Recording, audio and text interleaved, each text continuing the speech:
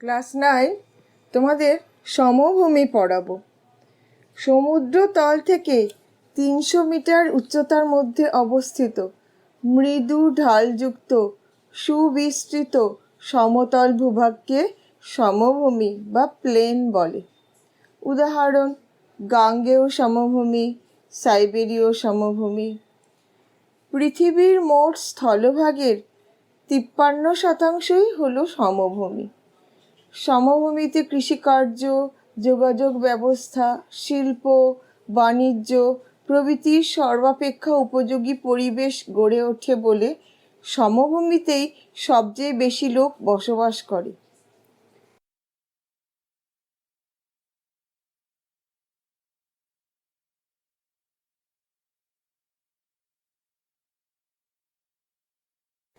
সমভূমির বৈশিষ্ট্য: সাধারণভাবে সমভূমি বেশি উঁচু হয় না, সমুদ্রপৃষ্ঠ থেকে 300 মিটারের মধ্যে অবস্থিত হয়। তবে হিমালয় পর্বতের পাদদেশে এর থেকে অনেক বেশি উঁচু সমভূমি দেখা যায়। কাশ্মীর হ্রদ সমভূমির উচ্চতা 1700 মিটার। সমভূমির উপরিভাগ সাধারণভাবে সমতল হয়, তবে অল্প তরঙ্গায়িতও হতে পারে। সমভূমির ভূমিঢাল খুবই কম হয়, কখনোই ঢাল হঠাৎ করে বেশি হয়ে যায় না। বিস্তীর্ণ অঞ্চল জুড়ে সমভূমি অবস্থান করে। সমভূমিতে স্থানীয় উচ্চতার পার্থক্য খুব কম হয়, থাকলেও বেশিরভাগ সময় তা খালি চোখে বিশেষ বোঝা যায় না। মহাদেশের উপকূল এবং মহাদেশের অভ্যন্তরভাগ উভয় স্থানেই সমভূমি গড়ে ওঠে। বেশিরভাগ সমভূমি পলিমাটি গঠিত ও উর্বর হয়, ফলে এখানে ব্যাপকভাবে কৃষিকার্য হয়।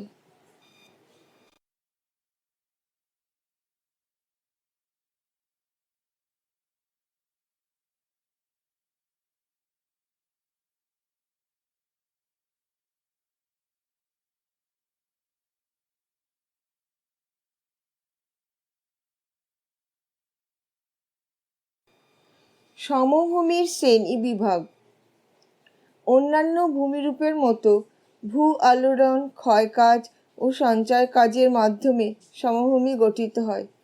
তবে সমভূমির উৎপত্তির ক্ষেত্রে সঞ্চয় প্রাধান্যই সবচেয়ে বেশি।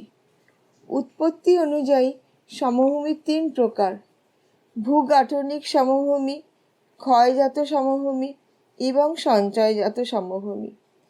ভূগাঠনিক সমভূমি আবার 3 প্রকার: উন্নত সমভূমি, অবনত সমভূমি এবং গঠনগত বা স্বাভাবিক সমভূমি। ক্ষয়জাত সমভূমি 5 প্রকার: 1 সমপ্রায় ভূমি, 2 পেডিমেন্ট সমভূমি, 3 তরঙ্গ কর্তৃত সমভূমি, 4 হিমবাহ সমভূমি এবং 5 কার্স্ট সমভূমি। সঞ্চয়জাত সমভূমি 7 প্রকারের হয়। 7 প্রকারের কি?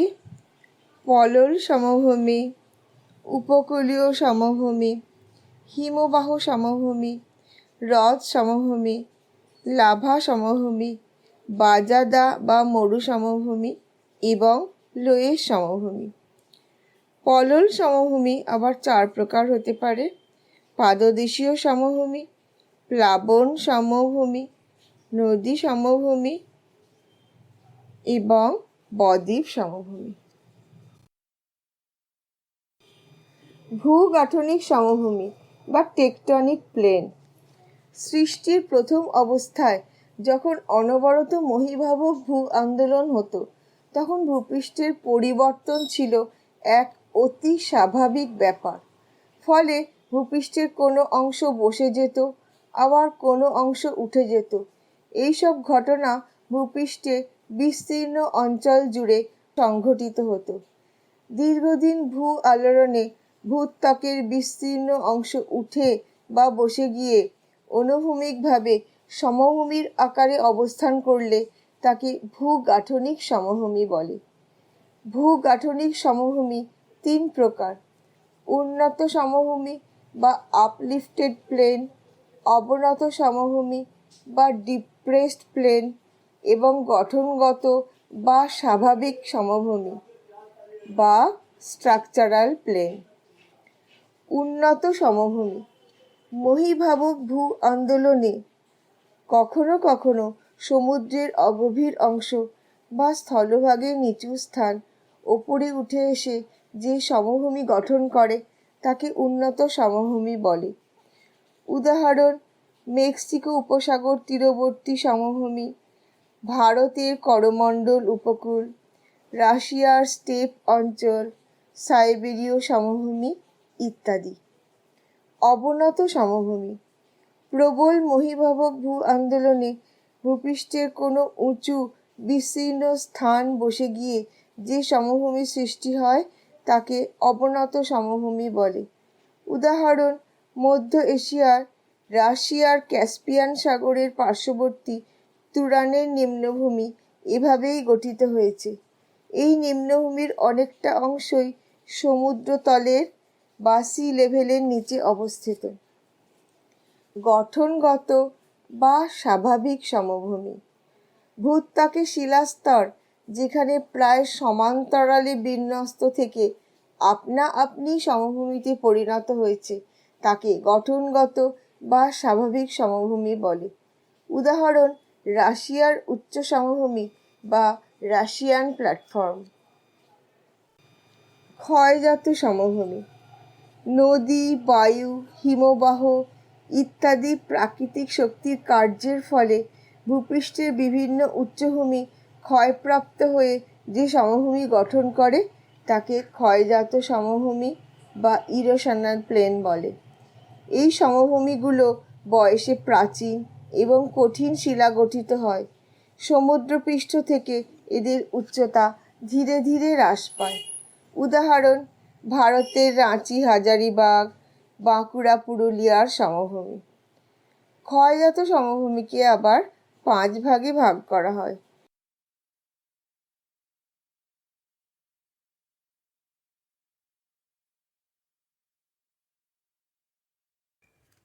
সমপ্রায় ভূমি বা পেনিপ্লেন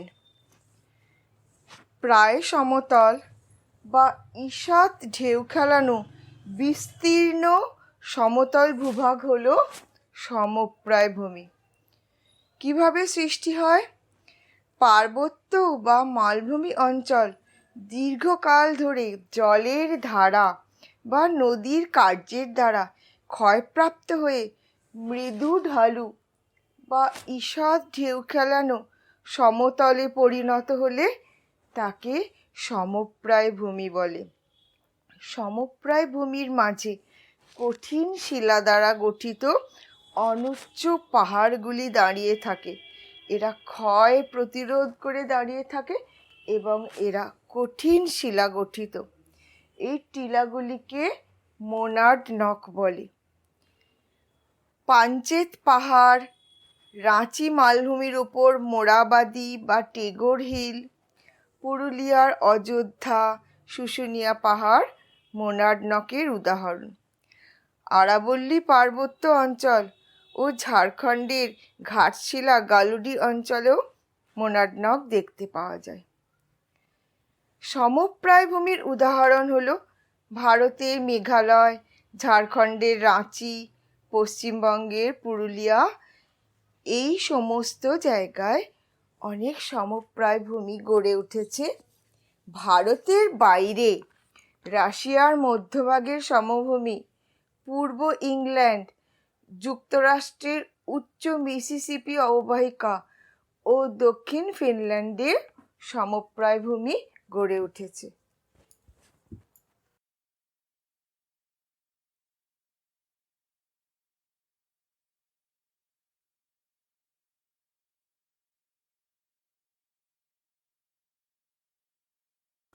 পেডিমেন্ট সমভূমি বা পেডিপ্লেন মরুভূমি ও মরুপ্রায় অঞ্চলে পর্বতের পাদদেশে বায়ু ও জলধারার মিলিত ক্ষয়কাজে যে প্রায় সমতল শিলাময় ভূমি সৃষ্টি হয় তাকে পেডিমেন্ট সমভূমি বা পেডিপ্লেন বলে।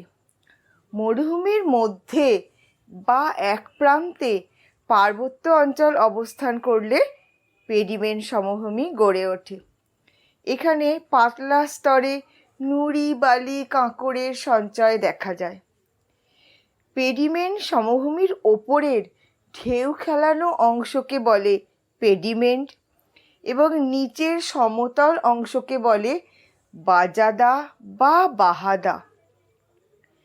এরূপ সমভূমিতে কঠিন শিলাগঠিত অনুচ্চ টিলা দেখা যায়। এদের ইনসেলবার্জ বলে। পৃথিবীর প্রায় সকল মরুভূমিতেই পেডিমেন্ট সমভূমি দেখা যায়। বিশেষত আফ্রিকার সাহারা মরুভূমির উত্তর পশ্চিম প্রান্তে অ্যাটলাস পর্বতের পাদদেশে এই ধরনের ভূমিরূপ গড়ে উঠেছে।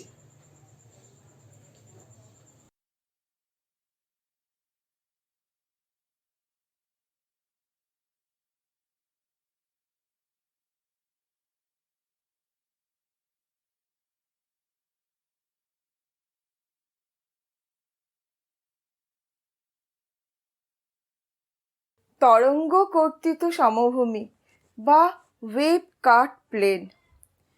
সমুদ্র উপকূল বরাবর উঁচু ভূমি বা পর্বত অবস্থান করলে সমুদ্রের ঢেউয়ের ক্রমাগত আঘাতে ক্ষয়প্রাপ্ত হয়ে উচ্চভূমি পিছু হটতে থাকে।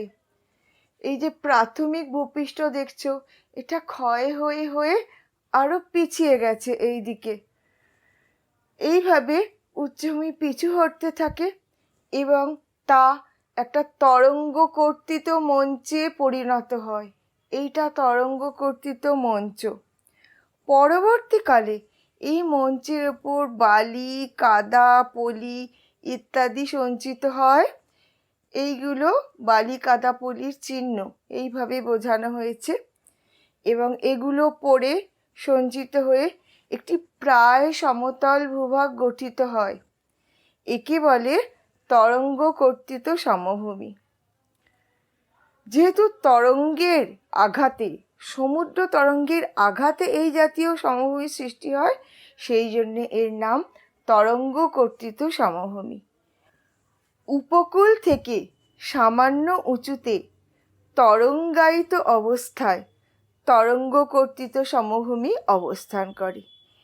এই ধরনের সমভূমি সংকীর্ণ হয়, অর্থাৎ একদমই বেশি প্রশস্ত হয় না। এর উদাহরণ ভারতের পশ্চিম উপকূল, নরওয়ের উপকূল। এই উপকূলগুলিতে তরঙ্গ কর্তিত সমভূমি দেখতে পাওয়া যায়।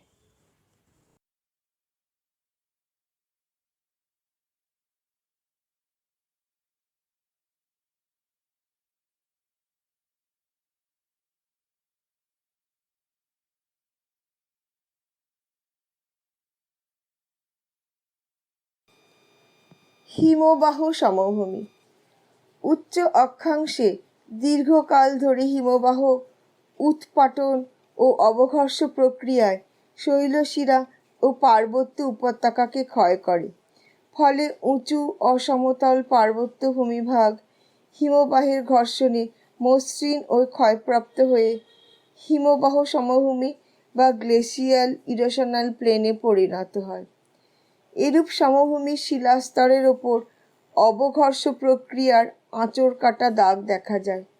উদাহরণ উত্তর পশ্চিম ইউরোপের ফিনল্যান্ড, সুইডেন, উত্তর আমেরিকার কানাডীয় শিল্ড ও পূর্ব কানাডা, এশিয়ার সাইবেরীয় শিল্ড অঞ্চলে হিমবাহ সমভূমি দেখা যায়।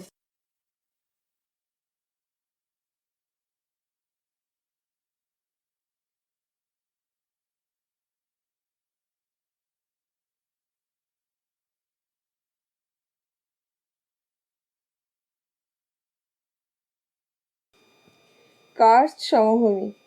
চক ও চুনাপাথর গঠিত অঞ্চলে প্রধানত দ্রবণ প্রক্রিয়ায় চুনাপাথরের উঁচু ভূভাগ দ্রবীভূত হয়ে যে অল্প উঁচু অবনত সমভূমি গড়ে ওঠে তাকে কার্স্ট সমভূমি বলে।